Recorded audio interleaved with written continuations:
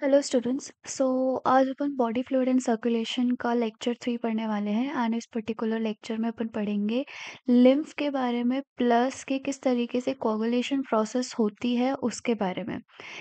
इस particular lecture को start करने से पहले मैं थोड़ा सा आपको इस सीरीज़ के बारे में बताना चाहती हूँ। ये जो सीरीज़ है बेसिकली हम यहाँ पर एनसीईआरटी के line to line, word to word clear करते चलते हैं। साथ ही साथ हम यहाँ पर मैंने जो एनसीईआरटी से लेकर अपने हिसाब से आपके लिए समरी बनाई है जो कि बहुत कंसाइज़ है और with a flow charts with so many tables आपको लर्न करने के लिए ईज़ी रहेगा। जैसे कि एरिथ्रोसाइट्स का एकदम अलग से आपको सिर्फ़ एक स्लाइड पे सब कुछ एक छोटे-छोटे पॉइंट्स में दे रखा है। इस तरीके से हम रिवाइज़ करते भी साथ-साथ जाते हैं। तो यहाँ पर बेसिकली हम 2 बार पढ़ते हैं एनसीईआरटी को, ठीक है? तो आज अपन ने पढ़ना है आज अपन ने पढ़ना है कि कोagulation किस तरीके से होता है, प्लस आपका लिम्फ क्या है, लिम्फेटिक सिस्टम क्या है। ठीक है? तो अगर मैं बात करूँ कोagulation की या ब्लड क्लॉटिंग की, तो एक बहुत ही सिंपल मैकेनिज़्म है ये। बेसिकली ये जो मैकेनिज़्म है ये तब होती है जब भी आपको चोट लगती है, ठीक है? जब भी ब्लड वेसल में ब्रेकेज हो जाता है, तो यहाँ पर आप लोगों ने यूजुअली देखा होगा इस तरीके से एक खून का थपका, या फिर मैं ऐसे बोलूँ कि कुछ क्लॉट फॉर्म जैसा देखने को मिलता है, ठीक है? जो यूजुअली जब खून जमा होने लग जाता है, उसके थोड़े दिन अगर बाद देखोगे तो एक ऐसे ब्राउनिश कलर की लेयर आपको जहाँ पर लगी हुई होती है वहाँ देखने को मिल जाती है। ठीक है? So this is all because of the process coagulation, ठीक है? कोagulation की वजह से ही आपको ये प्रोसेस देखने को मिलती है। वही चीज़ यहाँ पे लिखी है कि you know that when you cut your finger और hurt yourself, your wound does not continue to bleed for a long time. जब भी आपको कोई भी कट लगता है, अनटिल एंड अनलेस जब तक कि आपको कोई डिज़ीज़ ना हो, ठीक है? जेनेटिक डिसऑर्डर ना हो, तब तक आपका ये जो कोagulation प्रोसेस है बहुत अच्छी तरीके से काम करता है। ठीक है। अगर अपन एनसीईआरटी की लाइन की बात करें, जब भी अब कोई भी कट लगता है फिंगर पे या कहीं भी आपको चोट लगती है और अगर उस जगह से खून बहता है, तो आप देखोगे कि थोड़े टाइम बाद वो खून जो है वो अपने आप ही बंद हो जाता है बहना। ठीक है? जो छोटे-मोटे घाव होते हैं वो। Usually the blood stops flowing after the sometimes. Do you know why? Blood exhibits coagulation or the clotting in response to any injury or the trauma. कोई भी इंजरी होगी, कोई भी ट्रॉमा होगा, हमारी बॉडी जो है वहाँ पर क्लॉट का फॉर्मेशन करने लग जाती है, वहाँ पे कोagulation करने लग जाती है उस जगह। जैसे कि मैंने इस डायग्राम से आपको समझाने की कोशिश करी।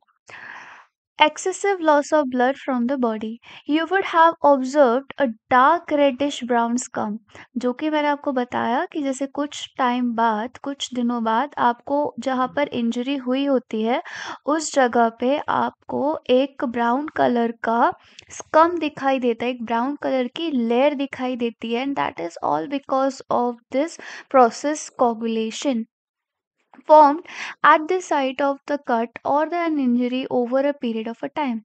It is a clot or a coagulum formed mainly for network of threads called fibrin. हमने ऊपर एक प्रोटीन पढ़ा था फाइब्रिनोजन। हमारे प्लाज्मा में एक प्रोटीन होता है फाइब्रिनोजन, ठीक है? जो कि इन the presence of thrombin, thrombin क्या है? एक एंजाइम है, कन्वर्ट होता है फाइब्रिन में। अब लेट्स टेक अ एग्जांपल। जैसे कि मैं एग्जांपल से अगर आपको समझाऊँ, तो एक ही हमारी ब्लड वेसल है जो कि ट्रॉमेटाइज्ड है, यानी कि यहाँ पर आपके कट लगा हुआ है, ठीक है? ब्लड जो है वो कट गई है। अब बेसिकली इधर क्या होगा, जैसे ही ब्लड कटेगी हमारी बॉडी रिस्पॉन्ड करेगी, ठीक है? जैसे ही ब्लड वेसल कटेगी हमारी बॉडी रिस्पॉन्ड करेगी। अब हमारे ब्लड में, हमारे प्लाज्मा में क्या पड़ा होता है? यहाँ पे फाइब्रिनोजन पड़ा हुआ होता है। इसको मैं एफ कैपिटल एफ से डिनोट कर रही हूँ, ठीक है। ये फाइब्रिनोजन पड़ा हुआ होता है। जैसे ही ट्रॉमेटाइज्ड हुआ हमारी ब्लड वेसल, हमारे बॉडी के अंदर जितने भी फाइब्रिनोजन है उस पर्टिकुलर एरिया में, वो सब क्या होंगे, that will convert themselves into fibrin protein. मुझे यहीं बना लेना चाहिए, that will convert themselves into fibrin protein, ठीक है। ये हमारी क्या हो गई, fibrin, in the presence of thrombin enzyme, ठीक है। अब ये जो फाइब्रिन है, ठीक है, यही चीज लिखी है, called fibrin, in which dead and damage formed elements of the blood are trapped. अब ये फाइब्रिन जो है, ये बेसिकली कैसे होती है, थ्रेड लाइक स्ट्रक्चर्स होते हैं, क्या कैसे होते हैं, थ्रेड लाइक स्ट्रक्चर्स होते हैं। अब ये फाइब्रिन क्या करेगी, इधर जहाँ पे ब्लड कटी हुई है, जहाँ पे ब्लड वेसल कटी हुई है, वहां जाके मैश लाइक जाल जैसा फॉर्म करना चालू कर देगी। तो मैं अगर इसको बड़ा करूँ तो वो कुछ इस तरीके से मैश फॉर्म करना चालू कर देगी। ये हमारे फाइब्रिन्स जो हैं इस तरीके से जाल बुनना चालू कर देंगे। अब ये जाल बन चुका है। अब इस जाल में कौन-कौन फँसने वाला है? तो इस जाल में फँसने वाले हैं हमारे आरबीसीज़, हमारे मैक्रोफेजेस। किससे बना है? इससे बना लेते हैं।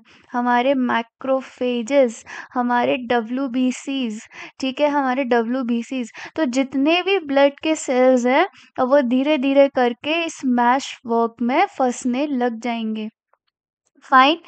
Fibrins are formed by the conversion of an inactive fibrinogen, ठीक है। स्टार्टिंग में मैं बता चुकी हूँ जब हमने फाइब्रिनोजन के बारे में पढ़ा था कि फाइब्रिनोजन जो होता है वो हमारे बॉडी में इनएक्टिव स्टेट के फॉर्म में होता है। अगर तो ये फाइब्रिन के फॉर्म में प्रेजेंट होता हमारी बॉडी में, तो क्या होता, हर जगह कोगुलेशन प्रोसेस होती, ब्लड वेसल नैरो होती, ब्लड जो है वो फ्लो नहीं कर पाता ढंग से, एंड अल्टीमेटली पर्सन की डेथ तक भी हो सकती है, ठीक है। So in the plasma by the enzyme thrombin, thrombins in turn are formed from another inactive substances present in the plasma called prothrombin। मतलब इसको ऐसे समझो कि देखो, प्रोथ्रोम्बिन, हमारा जो प्रोथ्रोम्बिन है, दिस इज आर प्रोथ्रोम्बिन। अब प्रोथ्रोम्बिन कैसे स्टेज में है, प्रोथ्रोम्बिन भी इनएक्टिव स्टेट में, मतलब हम फाइब्रिन के एंजाइम को भी इनएक्टिव स्टेट में रखते हैं। हमें इतना श्योर होना चाहिए कि हमारा प्रोथ्रोम्बिन भी, सॉरी, थ्रोम्बिन भी इनएक्टिव स्टेट में रहे, नहीं तो दिक्कत हो जाएगी, ठीक है। अब ये प्रोथ्रोम्बिन जब एक्टिवेट होगा तो it will form thrombin enzyme, ये होगा एक्टिवेट, एक्टिव फॉर्म में। अब ये थ्रोम्बिन क्या करेगा, जो हमारे फाइब्रिनोजन है, जो हमारा फाइब्रिनोजन है उसको कन्वर्ट करेगा फाइब्रिन में। सो ये इनएक्टिव स्टेट से एक्टिव स्टेट में कन्वर्ट हो जाएगा, ठीक है। अब एक और चीज है जो यहाँ याद करने वाली है, एक ये एंजाइम हो गया थ्रोम्बिन जो कि इनएक्टिव स्टेट में रहता है। अब इसको भी एक्टिव करने के लिए एक एंजाइम लगेगा, so that enzyme is known as thrombokinase. क्या है वो, थ्रोम्बोकाइनेज। तो प्रोथ्रोम्बिन को एक्टिवेट करने के लिए हमें कौन सा एंजाइम लगता है, थ्रोम्बोकाइनेज, और फाइब्रिनोजन को एक्टिवेट करने के लिए कौन सा एंजाइम लगता है, थ्रोम्बिन। तो ये फ्लो चार्ट आप बना लेना, पूछा जाता है कि प्रोथ्रोम्बिन को थ्रोम्बिन में कौन कन्वर्ट करता है, फाइब्रिनोजन को फाइब्रिन में कौन कन्वर्ट करता है, थ्रोम्बोकाइनेज कहाँ काम करता है, ये सारी चीजें पूछी जाती हैं, ठीक है। So an an enzyme complex kinase is required for the above reaction, मतलब वही प्रोथ्रोम्बिन से थ्रोम्बिन बनाना। This complex is formed by series of the linked enzymatic reaction. अब ये मैश वर्क बनाने के लिए एक के बाद रिएक्शंस चलती जाती हैं, मतलब यहाँ पे इतनी सारी रिएक्शंस होती हैं, जैसे कि दो रिएक्शंस तो हमने यही देख ली, ठीक है, दो रिएक्शंस तो हमने यही देख ली। यहाँ पे बहुत सारी रिएक्शंस होती हैं, बहुत सारी रिएक्शंस होती हैं, ठीक है। अब एक के बाद जब भी रिएक्शंस चल रही है, जैसे रिएक्शन 1 के बाद रिएक्शन 2 के बाद रिएक्शन 3, ऐसे प्रोसेस अगर चलती जाती है तो इस प्रोसेस को बोलते हैं कैस्केड रिएक्शन और कैस्केड प्रोसेस, ठीक है। क्या बोलेंगे? Cascade process involving a number of factor present in the plasma in an inactive state, ठीक है। तो इनका बेसिकली काम ये होता है कि जितने भी एंजाइम्स इनएक्टिव स्टेट में है उन सबको एक्टिव करना। An injury or a trauma stimulate the platelets in the blood to release certain factors which activate the mechanism of coagulation.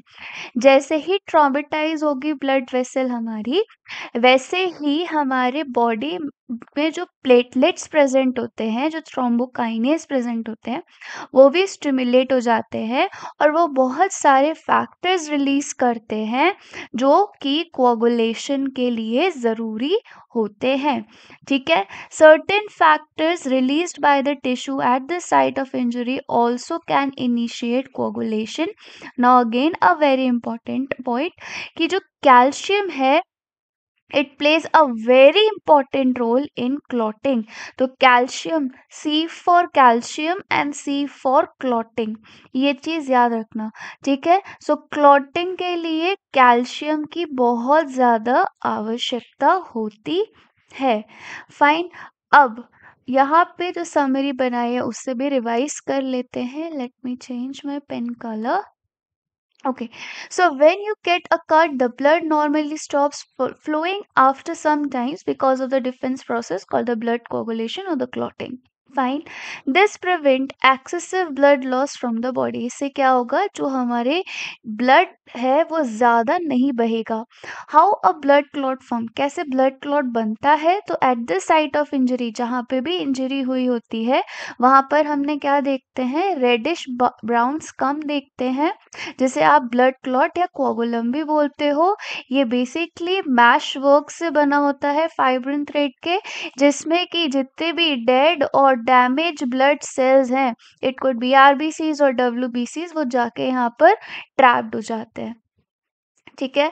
Now steps क्या है, पहला एक है जो हमने मेन स्टेप एनसीईआरटी में पढ़ा, वो है फाइब्रिनोजन से फाइब्रिन बनाना। ये प्लाज्मा में फाइब्रिनोजन जो होता है वो इनएक्टिव स्टेट के फॉर्म में प्रेजेंट होता है और ये कन्वर्ट होता है in the presence of enzyme in the presence of thrombin, ठीक है। सो थ्रोम्बिन के प्रेजेंस में फाइब्रिनोजन फाइब्रिन में कन्वर्ट होता है। सेकेंड चीज हमने जो पढ़ी यहाँ पे वो थी कि प्रोथ्रोम्बिन थ्रोम्बिन में कन्वर्ट होता है इन the presence of thrombokinase enzyme, ठीक है, जिसे आप प्रोथ्रोम्बिन एक्टिवेटर भी बोलते हो, और प्रोथ्रोम्बिन जो होता है वो इनएक्टिव स्टेट में होता है।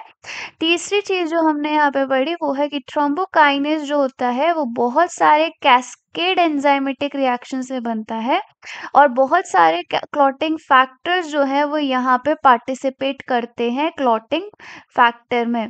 तो बेसिकली ये जो है क्लॉटिंग फैक्टर्स जो हैं, दीज ये कौन रिलीज करता है, ये प्लेटलेट्स रिलीज करते हैं एंड ये जो क्लॉटिंग फैक्टर है ये कोगुलेशन या क्लॉटिंग में हेल्प करते हैं, ठीक है।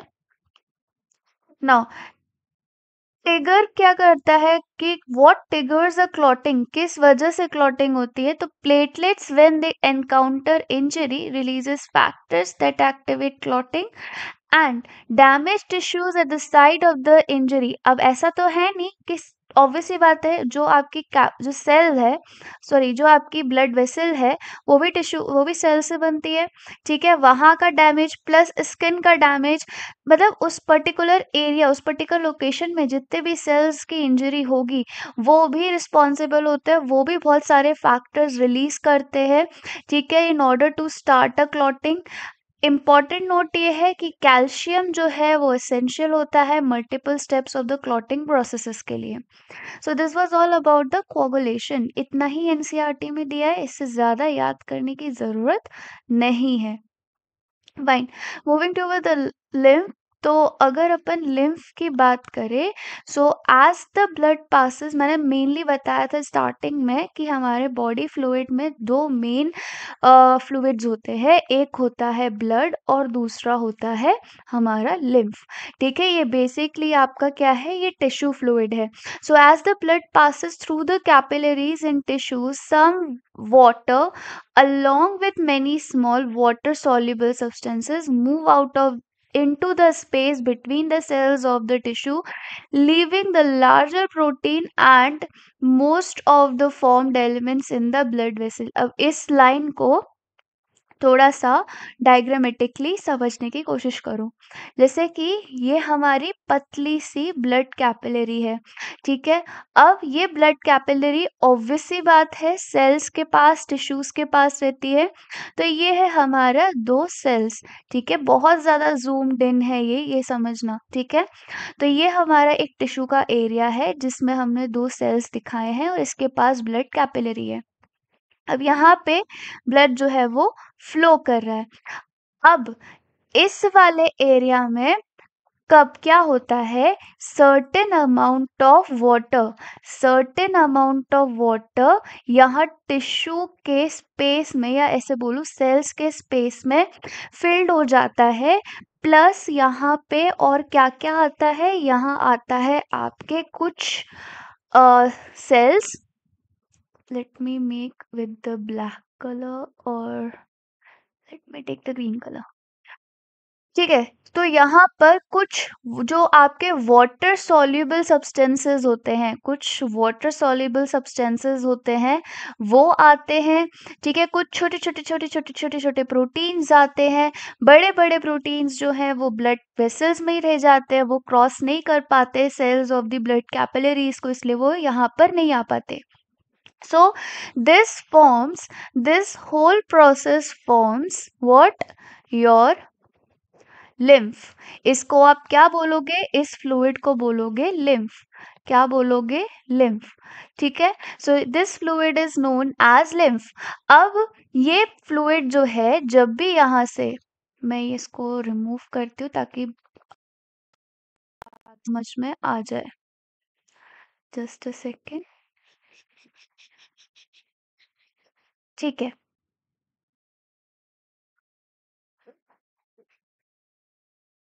सो अरे पेन को क्या हो गया, चलने लगा। फाइन, ठीक है, तो अब क्या होगा कि जैसे ही ये जो फ्लूइड है ये आगे की तरफ मूव करेगा, यहाँ पे जो सेल्स के पास जो भी गंदा मटेरियल है, गंदा मटेरियल इन द सेंस जो भी इसका वेस्ट है, जो भी इसके न्यूट्रिएंट्स हैं, जो वाटर सॉल्युबल हैं, वो सब ये सेल्स जो हैं वो इस लिम्फ में ड्रेन करेंगे। And this will form what? Your lymph. ठीक है, इसको क्या बोलोगे आप? लिम्फ। ठीक है, so the fluid release out is called interstitial fluid और द टिश्यू फ्लूइड। इसी को ही आप लिम्फ बोलो, टिश्यू फ्लूइड बोलो, बात बराबर है। It has the same material distribution that in the plasma. इसमें वही सब होगा जो प्लाज्मा में होता है। प्लाज्मा में भी क्या होता है, वाटर होता है ना, उसके अलावा उसमें कुछ प्रोटीन्स होती हैं। सो वाटर सॉल्युबल और कंपाउंड्स होते हैं, जो भी वाटर सॉल्युबल कंपाउंड्स होंगे और जो भी छोटे छोटे प्रोटीन्स होंगे और वाटर होगा वो इस लिम्फ में प्रेजेंट होगा। ठीक है, इसका मेन काम ये होता है कि ये जब भी इधर आए तो ये यहाँ से न्यूट्रिएंट्स को सेल्स को दे सके और यहाँ से वेस्ट प्रोडक्ट को कलेक्ट कर सके, ऑक्सीजन या गैसेस को दे सके, जैसे कि ऑक्सीजन देता है और CO2 यहाँ से लेता है। अमोनियम जो है, जो सेल्स के पास बना हुआ होता है, वो यहाँ से लिम्फ में जाता है। ठीक है, so exchange of the nutrient gases etcetera between the blood and the cells always occur through this fluid. और फिर ये लिम्फेटिक वेसल के होते हुए, ये हमारे लिम्फेटिक वेसल होते हुए कहाँ मिल जाएगी, वापस से ब्लड वेसल्स में मिल जाएगी। ठीक है, इस तरीके से ये पूरा सिस्टम काम करता है। Now, an elaborate network of the vessel is called the lymphatic system. Collect this fluid and drain it back to the major vein. ठीक है, ये क्या होगी, दिस इज द वेन। ठीक है, ये क्या है, दिस इज द आर्टरी, मतलब कैपिलरीज। ठीक है, सो बेसिकली आर्टरीज से, ऐसे समझो आर्टरीज ने ऑक्सीजन, न्यूट्रिएंट, सेल्स वगैरह दिए। जैसे ही ये आगे की तरफ मूव करा वेन की तरफ, यहाँ पर हमारे पास क्या क्या आते गए, यहाँ ऑक्सीजन इसने दे दिया, न्यूट्रिएंट्स इसने सेल्स को दे दिए, लेकिन कार्बन डाइऑक्साइड, वेस्ट प्रोडक्ट सब इसमें आया और उसने वेन्स को ड्रॉ आउट कर दिया। ठीक है, now this fluid present in the lymphatic system is called lymph. And the lymph जो होता है वो कैसा होता है, कलरलेस फ्लूइड होता है, इसमें कोई भी कलर नहीं होता। कंटेनिंग लिम्फोसाइट, अब ये तो याद करना इजी है, लिम्फ में लिम्फोसाइट प्रेजेंट होंगे जो कि अगेन रिस्पॉन्सिबल होते हैं हमारे इम्यूनिटी के लिए। Lymph is also an important carrier of a nutrient, hormone etcetera. जितने भी न्यूट्रिएंट्स लिम्फ में, जितने भी वाटर सॉल्युबल न्यूट्रिएंट्स हैं, हार्मोन्स हैं, वो आपके लिम्फ में देखने को मिलेंगे एटसेट्रा। अब यहाँ पे एक और चीज देखने को मिलती है कि जो फैट्स है वो भी ऑब्जर्व्ड होते हैं through a lymph in the lacteal present in the intestinal villi. जो विलाय होती है ना, इस तरीके से जो विलाय होती है, यहाँ पर पुरानी वाली एनसीईआरटी तुम अगर देखोगे तो वहाँ पे इस तरीके का कुछ डायग्राम मेंशन है। ठीक है, this is the lymphatic system. और यहाँ पे आपके इस तरीके से मुझे थोड़ा थोड़ा याद है, ऐसे आर्टरी दिखाई गई है एंड ब्लू कलर से इसी तरीके से आपके वेन्स दिखाई गई है। तो यहाँ पर जो भी आपका फैट होगा, ठीक है, जो भी आपका फैट होगा वो इस लेसिटल के फॉर्म में, लेसिटल से, दिस इज नोन एज लेसिटल। ठीक है, लेसिटल से जितना भी फैट है, जितना भी फैट है वो एब्जॉर्ब होगा। आई होप ये चीज़, ये पैरा तुमको समझाने में, सॉरी मतलब आई डोंट नो व्हाई मैं यही लाइन बोलती हूँ हमेशा, मुझे लगता है कि तुम लोगों को ये पैराग्राफ समझ में आया होगा, सुधारना पड़ेगा खुद को। How tissue fluid is also formed. अब टिश्यू फ्लूइड कैसे बनता है, तो as blood flows through the capillary some water and small water soluble substances move out into the space between the tissue cells. ठीक है, टिश्यू सेल्स के बीच में जो स्पेस प्रेजेंट होती है उसमें वाटर जो है, कुछ अमाउंट ऑफ वाटर, कुछ वाटर सॉल्युबल सब्सटेंसेस वहाँ आके इकट्ठे हो जाते हैं। ऐसे ही टिश्यू फ्लूइड है, लिम्फ का फॉर्मेशन होता है। लार्ज प्रोटीन और फॉर्म्ड एलिमेंट्स जैसे कि आरबीसीज, डब्ल्यूबीसीज और प्लेटलेट्स, ये आपके ब्लड वेसल में ही रह जाते हैं। ठीक है, the fluid that comes out is called interstitial fluid. जो फ्लूइड आपके दो सेल्स के, मतलब ब्लड वेसल से जो बाहर निकलता है उसको आप इंटरस्टिशियल फ्लूइड या टिश्यू फ्लूइड भी बोलते हो। ठीक है, अब टिश्यू फ्लूइड की प्रॉपर्टीज क्या है, इसमें मिनरल के कंपोजिशन होंगे जो कि प्लाज्मा से मेल खाते हैं, सिमिलर रहते हैं। ये जो है एक्ट करता है as a medium for the exchange of what, nutrient, gases, waste product and between blood and cells. ठीक है, लिम्फेटिक सिस्टम क्या है, तो a network of lymph vessel, बहुत सारे लिम्फ वेसल जब एक नेटवर्क बनाते हैं, that is known as lymphatic system. Collect the tissue fluid, ये टिश्यू फ्लूइड को कलेक्ट करते हैं और मेजर वेन्स को रिटर्न कर देते हैं। ठीक है, मेजर वेन्स को रिटर्न कर देते हैं।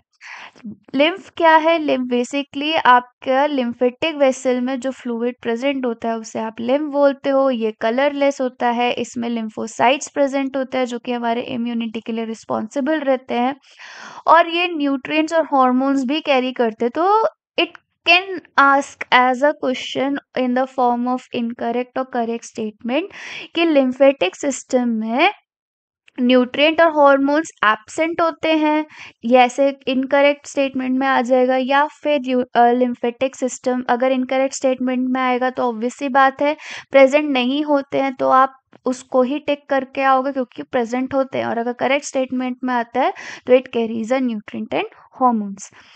Fine. Now last slide, that is the absorption of the fats. तो lymph plays a special role in digestion. हमारे फैट्स जो होते हैं वो लेसिटल्स के थ्रू एब्जॉर्ब्स होते हैं। लिम्फेटिक वेसल है जो कि कहाँ प्रेजेंट होती है? इंटेस्टाइनल विलाई में प्रेजेंट होती है। इसीलिए लिम्फ जो है एक इम्पॉर्टेंट कैरियर होता है एब्जॉर्ब्ड लिपिड्स का। ठीक है, so this was all about the today's lecture. I hope आपको आज का लेक्चर समझ में आया होगा, and soon we are going to start with our class 12th। So stay tuned with this channel. अगर आज का वीडियो अच्छा लगा हो तो लाइक करना एंड सब्सक्राइब करना चैनल को। Thank you so much.